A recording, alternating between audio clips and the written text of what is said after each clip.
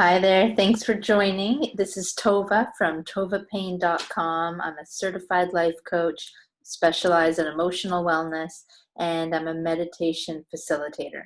So today what I'm talking about is what do you do if you can't afford a life coach or a therapist and you want help? You need someone to talk to.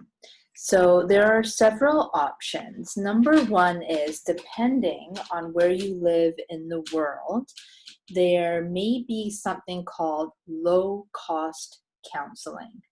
And often this comes out of universities, colleges, and even some clinics. So let's say someone in their final year or even in their PhD year, they need hours. Most people who become a licensed therapist or even getting their diploma for life coaching, they need a certain amount of hours.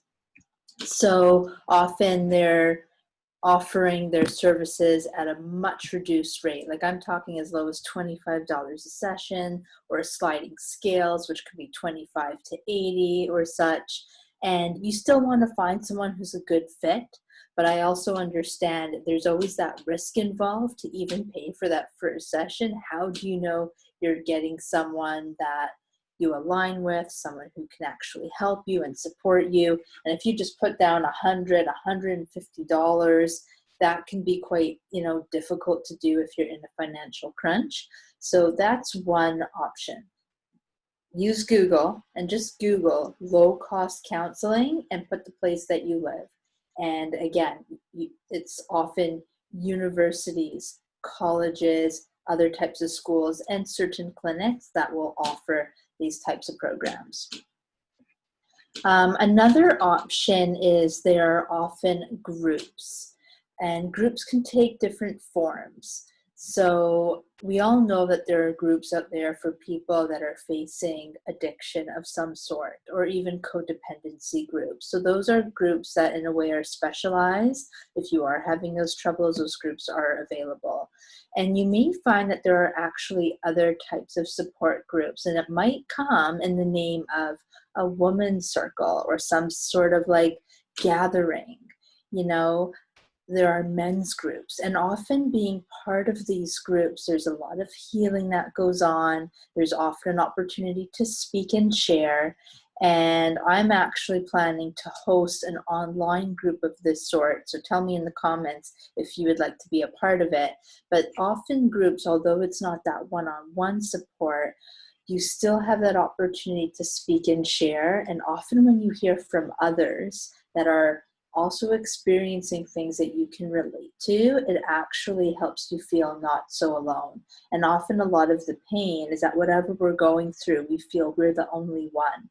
And yet often what we're going through is extremely human.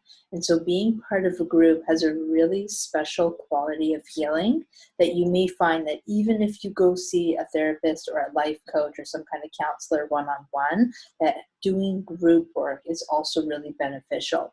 Group work can also come in the form of a weekend workshop, a getaway. You want to look for groups where there's a lot of one-on-one interaction. And when you speak to the facilitator or the head coach or the lead and just speak to them and ask them, what are the dynamics? How much one-on-one group is there? How much interfacing is there? How much sharing is there? You want to feel that it's going to be an environment that's conducive to you being able to share and express and connect. So what are other options? One more option that I would recommend is, let's say there's someone that you want to talk to. Maybe you've seen them online, or you love everything you see in their websites, and you see their prices, and their prices aren't too out there, but it might be a little out there. First of all, a lot of coaches and counselors offer sliding scale. I know that I offer a limited amount of sliding scale sessions every month. I open those up and I make them available to support people in financial need. And many counselors and therapists have things like this. So you'll be surprised when you look at their website, they often will offer some kind of sliding scale. Another thing that you can do, especially if you know there's someone you want to work with, you might say, you know what, I cannot afford them once a week, but I can afford them once a month. And then you take it upon yourself to like make the most of that session, you know. And counselors and coaches, I love when people are prepared. And personally, I'm someone, when I go see someone, I come prepared. So I'm getting the most out of the session. And that's really a great way to go about it. And then in the other 3 weeks, you do your own work, which I'm going to get to a bit more in just a moment. So another thing you can do, if even doing that one session a month feels financially difficult, what I recommend is really look at your bank and save. So let's say you even save $10 or $15 a week. And let's say you find someone who is on sliding scale, or let's say you can save a little more, or let's say you even need to like save $10 or $15 a week and you need to wait like 8 weeks to be able to afford a session, and then, you know, just really get into that session, whatever it is. So finding ways that you can save so that you are able to see that counselor you really want to see. So remember, there are the other 2 options I spoke about, but even if there's someone who is like, no, I want this person and I don't have insurance and this is the cost, ask yourself, how can you save? How can you even crowdsource funding for your wellness? All right, so the next 2 options are more, I guess, self-therapy. So one way is journaling. Journal it all out, uncensored and free. And really, most coaches and therapists will highly recommend that you journal as like a really good technique to just help release, because often what happens is stuff is stuck in us and we're confused and we can't even make sense of it. And yet writing it out, even if at first it makes no sense and it's all over the place, you start to release it. It's a way of releasing. And that's what's super important, is to release the stuck feelings. And that in and of itself moves one to clarity. So journaling is a wonderful technique. I highly recommend it. Another technique, I'm going to grab over my phone. So take your phone, and there's always, most phones, or you can download an app. You just open up a voice recorder. And you just say, this is my session now, and you let yourself talk. And you may find that after 5 or 10 minutes, that's all you need. You may find 20 minutes, half an hour, whatever it is. It is so therapeutic, because often what we need is to talk it out, to give a voice to our feelings, give a voice to our emotions.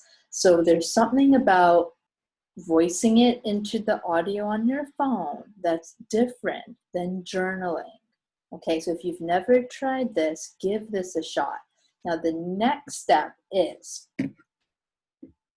you might want to take a pause. You might do it within a few minutes, or you might wait for a few days later, is listen to yourself.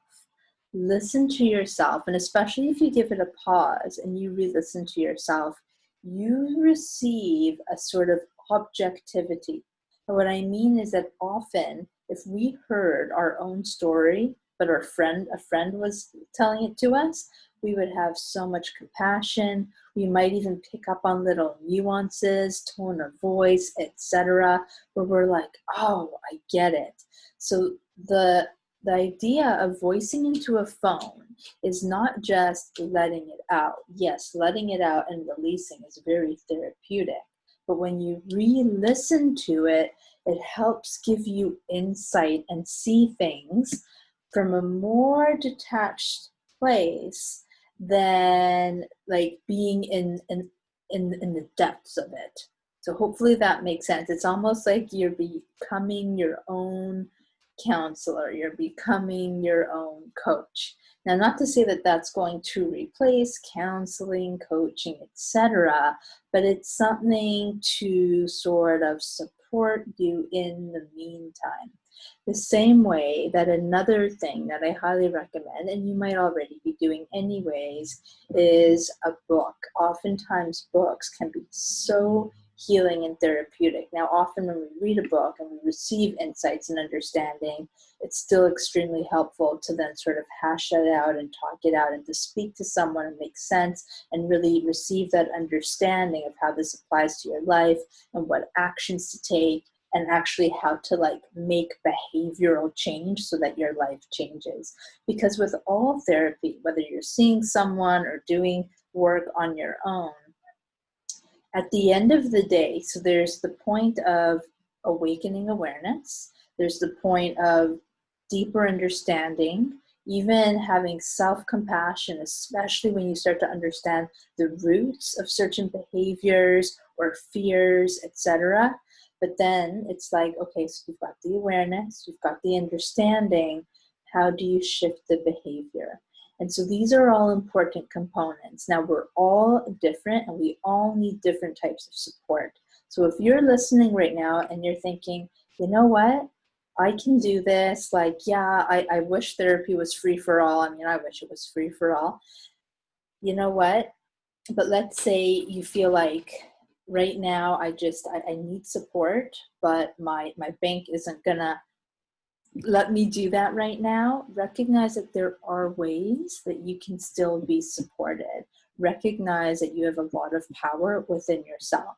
And then remember that there are other options. And one more thing, having a really good, solid friend, especially friends that want to give and receive a mutual support. It's like you can get a buddy, get a friend, and I know certain universities have done this because I read a recent article that came out of McGill, and there was a group of students that actually started, it was like a peer-to-peer group, and it was basically students can just like call this group, and it's all about you have someone on the phone who listens to you. And, you know, and what they did is that it wasn't even about being trained. It was about recognizing the therapeutic benefit of just being listened to. So if you do have a friend who's like, you know what, let's like both help each other out. I'll talk for an hour or 30 minutes and then you talk for an hour and 30 minutes. That's another way. Don't devalue friendships, especially friendships that are really on this health and healing and wellness path, to be very supportive places that you can go to receive that support that you need. And then one more thing, remember that like counseling and coaching, it's not about getting advice. It's not about being told what to do. You know, if anything, if anyone's telling you what to do, you might want to kind of step back, put the brakes and say, I don't know about this person, because that is not the role of a coach or a counselor. The role is really to help be a mirror and help you see yourself. It's really about asking good questions and helping you see what you might kind of have some blind spots to. Because often when we're in something, we're just in it, we're in this like narrow lane, and often someone who's not in it, they're seeing this whole bigger picture, or they can really just help normalize the experience for you.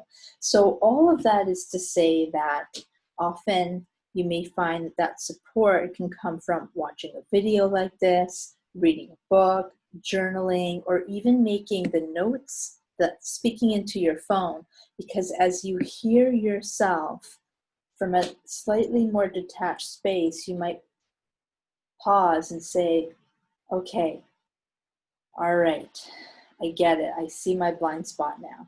So hopefully this has been helpful to help give you some outside the box options of what to do if you can't afford a coach or a therapist or a counselor. And I know all these different names and titles might feel confusing, but what you really want at the end of the day is someone that you trust, someone that you feel that when you have a session with them, when you speak with them, you walk out and you really feel like, you feel lighter, you feel like you have insight, you feel like you've got tools to help walk forward in your life with a lot more strength.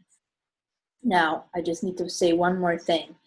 There are certain issues that do require, in a way, medical attention. So if there is something with like really mental health or psychiatry, that's a whole other thing, and it's not something that I'm equipped to talk about on this channel. What I'm talking about is more just dealing with life, right? It's a lot of things can be really tough. And there can even be things where at one point you might need to see a psychiatrist or a mental health professional, especially things to do with trauma.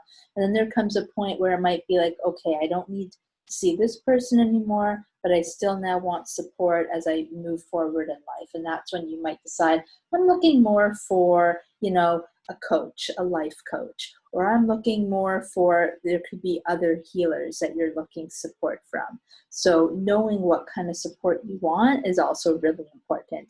Anyways, I hope this video has been helpful. Tell me in the comments. Also, I want to know, what other topics do you want to hear about? What questions do you have? I'll be making more videos based on what you want to see. So once again, if you like this video, please subscribe, stay tuned, come over to my virtual home, tovapayne.com, and I always add those added notes in the show notes below on this YouTube video. So I wish you a wonderful day, and I will talk to you soon.